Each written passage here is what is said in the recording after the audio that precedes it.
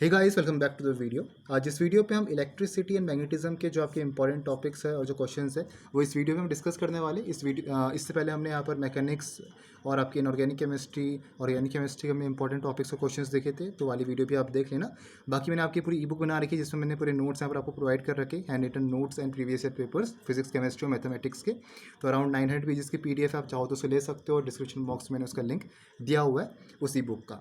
ठीक है, तो इलेक्ट्रिसिटी मैग्नेटिज्म की इसमें बात करें तो इसमें अलग अलग आपके चैप्टर्स आते हैं जहाँ से आपके क्वेश्चंस पूछे जाते हैं। तो एक एक करके हम डिस्कस करते हैं कौन से है वो। सबसे पहले आपका यहाँ पर आता है इलेक्ट्रिसिटी मैग्नेटिज्म में, दैट इज़ LDT, उसे हम कहते हैं लॉरेंट्ज ड्रूट थ्योरी। अगर आपने ये चीज़ पढ़ी होगी तो आपको याद होगा लॉरेंट्ज ड्रूट थ्योरी में हम क्या करते थे। इसमें हम पहले पोस्टुलेट पहले हम लिखेंगे, 5-6 पोस्टुलेट आपके इसके। इसके बाद आपके इसका जो ओम्स लॉ का डेरिवेशन है वो आपका इंपॉर्टेंट है, वो भी आपको आना चाहिए। तो LDT की हमने एक अलग से वीडियो देखी थी लॉरेंट्ज ड्रूट थ्योरी की, जब आपका 2020 में पेपर हुआ था उसमें हमने वीडियो देखी थी अलग से LDT, तो वो वीडियो आप देख लेना। क्वेश्चन आपको कुछ इस तरीके से आ सकता है कि discuss the Lorentz Drude theory for electrical condition conduction of metals and obtain Ohm's law from it. तो आपको ओम्स लॉ डिराइव करना है यहाँ से, जो आपका रिलेशन होता है V=IR, तो आपको यहाँ से डिराइव करना होता है। ये आपने क्लास 11th-12th में करंट इलेक्ट्रिसिटी में पढ़ा हुआ है। कंडक्शन ऑफ मेटल्स वाला जो आपका पहला सबसे पहला आपका जो डेरिवेशन था वही सेम डेरिवेशन आपका लॉरेंट्ज ड्रूट थ्योरी के अंदर है। ठीक है, लेकिन इससे पहले आपके जो पोस्टुलेट है 5-6 पोस्टुलेट वो आपको आनी चाहिए। उसमें आपको नोट्स पे भी दे रखे लॉरेंट्ज ड्रूट थ्योरी पे, तो वो आप देख लेना अच्छे से। तो इसके बाद आपका एक और आता है, ये आपका इलेक्ट्रिक फील्ड से मैटर के अंदर पूछा जा सकता है, K=1+P/ε0E। इसको प्रूफ करने का आपका ये क्वेश्चन आता है, ये भी हमने प्रूफ देखा हुआ है एक वीडियो पे। K=1+P/ε0E, ये आपको इलेक्ट्रिक फील्ड से मैटर में मिलेगा। डाई इलेक्ट्रिक कॉन्स्टेंट है, क्या आपका P आपका पोलराइजेशन है, E0 है। तो ये सब चीज़ पता होनी चाहिए।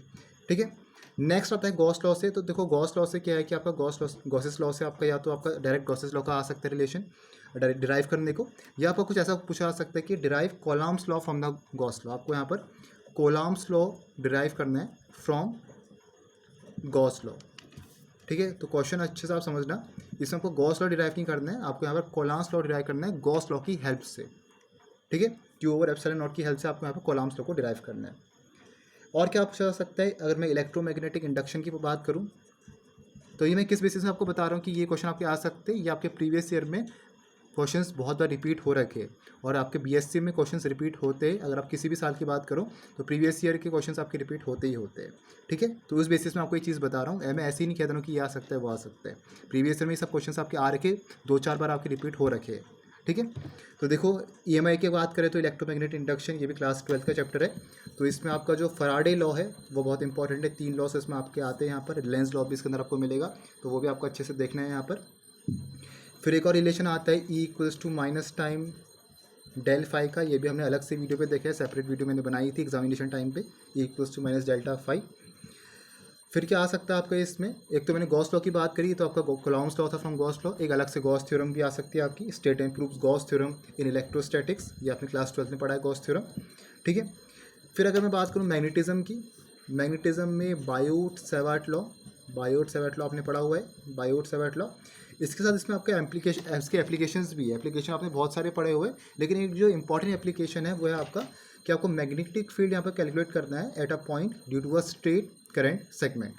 तो ये आपका इंपॉर्टेंट यहाँ पर ये इसका जो एप्लीकेशन है, इसकी जो डेरिवेशन है वो आपको पता होनी चाहिए। बायोट-सैवर्ट लॉ क्या होता है, इसका रिलेशन तो आप लिखोगे, साथ में अलग से अगर लॉन्ग में क्वेश्चन बना तो आपका एप्लीकेशन पूछा जा सकता है। और एप्लीकेशन में सबसे ज़्यादा इंपॉर्टेंट है जो आपका स्ट्रेट करंट कंडक्टर है या स्ट्रेट करंट आपका जो सेगमेंट है, उसके आपका जो उसमें आपको मैग्नेटिक फील्ड यहाँ पर कैलकुलेट करना पड़ता है किसी पॉइंट पे। ठीक है, तो ये आपका इंपॉर्टेंट है बायोट-सैवर्ट लॉ। इसके बाद आपका आता है यहाँ पर डाई इलेक्ट्रिक कॉन्स्टेंट से क्वेश्चन पूछा जा सकता है। डाई इलेक्ट्रिक कांस्टेंट कैसा क्वेश्चन आ सकता है, आपसे पूछ सकते हैं कि एक्सप्लेन करना है आपको डाई इलेक्ट्रिक कांस्टेंट। फिर इसमें आपका वो होता है जैसे पोलर नॉन पोलर मॉलिक्यूल्स क्या होते हैं, फिर आपको इलेक्ट्रिक पोलराइजेशन ऑफ मैटर बताना होता है। तो इस तरीके से आपके क्वेश्चन भी पूछे जा सकते हैं डाई इलेक्ट्रिक कांस्टेंट पे। फिर आपका जो क्वेश्चन बनता है वो आपका पैरामैग्नेटिज्म डाईमैग्नेटिज्म से बनता है, ये भी मोस्ट इंपॉर्टेंट क्वेश्चन है। इसमें आपके डायरेक्ट डेफिनेशन पूछी जा सकती है। पैरामैग्नेटिज्म हो गया, डायामैग्नेटिज्म हो गया, फिर आपका फेरोमैग्नेटिज्म आता है, ये सब हमने वीडियोस देखी है, इसकी प्लेलिस्ट में आपको मिल जाएगी, वरना मैं नीचे आपको डिस्क्रिप्शन बॉक्स में लिंक दे दूंगा। तो क्या क्वेश्चन पूछा आ सकता है इसमें आपका आ सकता है कि डिस्टिंग्विश आपको करना है पैरामैग्नेटिज्म पे, डाईमैग्नेटिक पे, फेरोमैग्नेटिक सब्सटेंस में, और उसको इलस्ट्रेट करना है bye simple experiment. Simple experiment आपको हर एक का दिखाना है, पैरा का, डाई का, फेरो का। तो ये हमने डिटेल में डिस्कस करा हुआ है, ठीक है। वीडियोस आप देख लेना अच्छे से, मैं फिर कह रहा हूँ। इसके आपको नोट्स भी मिल जाएंगे, अलग से मैंने नोट्स भी बनाए हैं इसके। तो ये चीज़ इंपॉर्टेंट है। नेक्स्ट आपका इलेक्ट्रिक फील्ड से क्वेश्चन बन सकता है, इलेक्ट्रिक फील्ड, इलेक्ट्रिक पोटेंशियल से, कि आपको यहाँ पर इलेक्ट्रिक पोटेंशियल आपको फाइंड करना है और इलेक्ट्रिक इंटेंसिटी आपको यहाँ पर फाइंड करनी है due to a uniformly charged spherical shell at external and internal point, ठीक है। इलेक्ट्रिक पोटेंशियल और इलेक्ट्रिक इंटेंसिटी आपको फाइंड करनी है due to a uniformly charged spherical shell at external and internal point. तो ये जो आपके मैं क्वेश्चंस बता रहा हूँ, एक हमने एक वीडियो देखी थी। एक तो मैंने आपके बताया था कि 20 most important questions of mechanics, और एक दूसरा मैंने आपको बताया था इलेक्ट्रिसिटी एंड मैग्नेटिज्म के मोस्ट इंपॉर्टेंट क्वेश्चंस। तो उसमें मैंने आपके हर एक क्वेश्चन लिखे हुए हैं प्रॉपर तरीके से, तो वीडियो आप देख लेना, उसका लिंक भी मैं नीचे दे दूँगा। उसमें आपके कम से कम 17-18 क्वेश्चन होंगे इलेक्ट्रिसिटी मैग्नेटिज्म के। जो चीज़ मैंने आपको बता रखी है वही आपका सेम चीज़ वहाँ पर भी है, क्योंकि रिपीट क्वेश्चन हो रखे, तभी मैं आपको यहाँ पर भी बता रहा हूँ, ठीक है।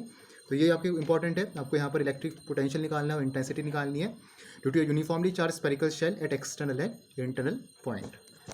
फिर जो आपको यहाँ पर नेक्स्ट क्वेश्चन बनता है वो बनता है कि आपको यहाँ पर डिस्कस करना है, discuss motion of charged particle in a uniform magnetic field.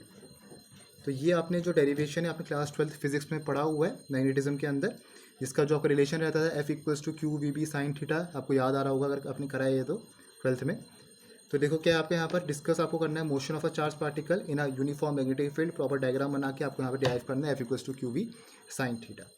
Clear हो गया। तो ये भी इंपॉर्टेंट क्वेश्चन है, प्रीवियस ईयर पे रिपीट हो रखा है।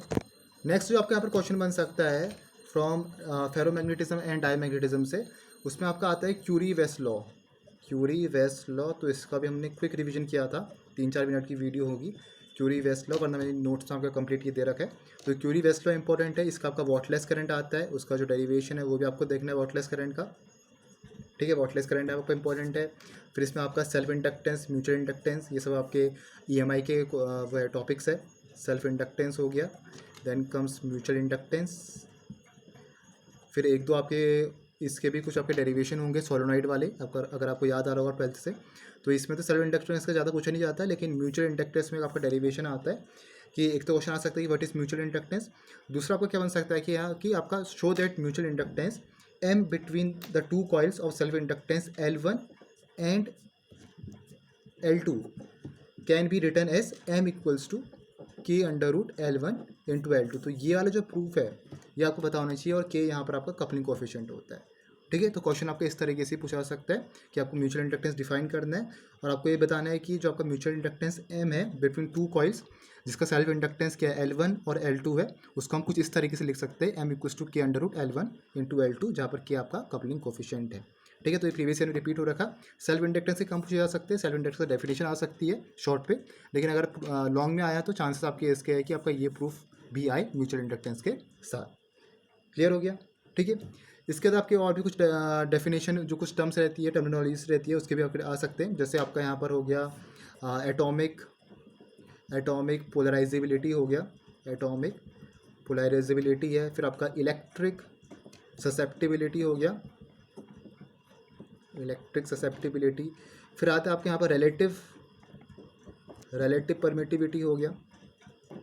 तो ये सब आपको नाम आपके सुने होंगे, बस एटॉमिक पोलराइजेबिलिटी आपने नहीं सुना होगा। बाकी आपके जो इलेक्ट्रिक ससेप्टिबिलिटी है, रिलेटिव परमिटिविटी क्लास 12 का है, ठीक है। तो ये तीनों के आपके डेफिनेशन भी इंपॉर्टेंट है, रिलेटिव परमिटिविटी, इलेक्ट्रिक ससेप्टिबिलिटी और एटॉमिक पोलराइजेशन, ठीक है।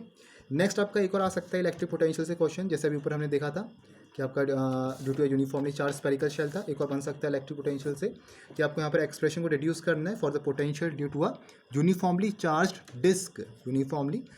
Disc at a point situated on the rim of the disc. तो ये भी आपका एक इंपॉर्टेंट डेरिवेशन है इलेक्ट्रिक पोटेंशियल में से, ठीक है। तो ये कुछ आपके डेरिवेशन है जो आपको अच्छे से यहाँ पर प्रैक्टिस करनी है, इसकी दोबारा अच्छे से, ठीक है। और देखो क्या है यहाँ पर, अगर एक और आपका चैप्टर बचा है इसमें एसी से, अभी तक हम नहीं देखा। तो एसी की बात करें तो इसमें आपका एलसीआर सर्किट हो गया, वॉटलेस तो अभी हमने बात करी थी। एलसीआर सर्किट इंपॉर्टेंट है। रेजोनेंट कंडीशन क्या होती है, रेजोनेंस कंडीशन फ्रीक्वेंसी वाली जो आपकी रहती है, ये आपको आना चाहिए। एलसीआर सर्किट हो गया। क्वेश्चन कुछ इस तरीके से सकता है कि find an expression for the current in an AC circuit containing LCR in the series. फिर ऐसे भी कुछ बता सकता है कि under what condition will the resonance, अगर किस कंडीशन आपका रेजोनेंस ज़्यादा हुआ, जब आपके यहाँ पर करंट मैक्सिमम होगी तब आपके यहाँ पर रेजोनेंस होगा। ये सब चीज़ आपको पता होनी चाहिए, ठीक है। तो ये आपके इंपॉर्टेंट कुछ क्वेश्चन है।